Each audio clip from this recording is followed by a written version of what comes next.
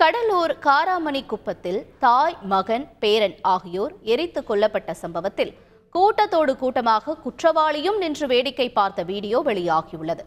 காராமணி குப்பத்தில் தாய், மகன், பேரன் ஆகிய 3 பேரை கொலை செய்த வழக்கில் சங்கர் ஆனந்த், ஷாகுல் ஹமீது கைது செய்யப்பட்டனர். இந்த நிலையில் கடந்த 15ஆம் தேதி 3 பேர் கொலை செய்யப்பட்டதாக தகவல்கள் பரவி பொதுமக்கள் அவர்களது வீட்டின் முன்பு திரண்டிருந்தனர். அப்போது கைது செய்யப்பட்ட ஷாகுல் ஹமீது அப்பாவி போல கொலைக்கும் தனக்கும் சம்பந்தம் இல்லாதது போல மக்களோடு மக்களாக நின்று வேடிக்கை பார்த்தபடியே கண்காணிப்பில் ஈடுபட்டுள்ளார். அங்கு நடக்கும் சம்பவங்கள் குறித்து சென்னையில் பதுங்கியிருந்த மற்றொரு குற்றவாளி ஆனந்த் சங்கருக்கும் தகவல் அளித்துள்ளார். ஷாகுல் ஹமீது மக்களுடன் இருக்கும் வீடியோ தந்தி டிவியில் செய்தியாக அன்றே ஒளிபரப்பானது. 3 பேர் உடலை போலீசார் கைப்பற்றிய நாளில் ஷாகுல் ஹமீது மக்களுடன் மக்களாக நோட்டமிட்ட வீடியோ தற்போது சமூக வலைதளங்களில் வைரலாகி வருகிறது.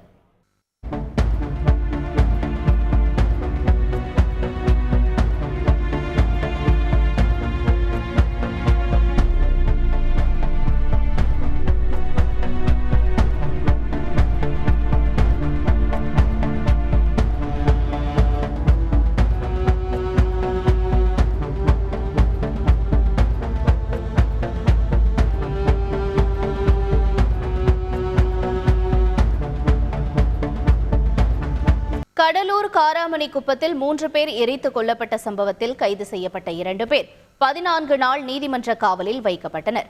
கடலூர் காராமணி குப்பத்தில் கமலேஸ்வரி, அவருடைய மகன் சுதன்குமார், பேரன் நிஷாந்தன் ஆகியோர் கடந்த வெள்ளிக்கிழமை இரவு படுகொலை செய்யப்பட்டு திங்கட்கிழமை தீ வைத்து கொளுத்தப்பட்டனர். இச்சம்பவம் தொடர்பாக சங்கர் ஆனந்த் மற்றும் ஷாகுல் ஹமீது ஆகிய இருவரையும் போலீசார் கைது செய்தனர். கொலை நடந்த வீட்டிலிருந்து கொள்ளையடிக்கப்பட்ட 6 பவுண்ட் செயின் மற்றும் 6000 ரூபாய் பணத்தை அவர்களிடமிருந்து போலீசார் கைப்பற்றினர்.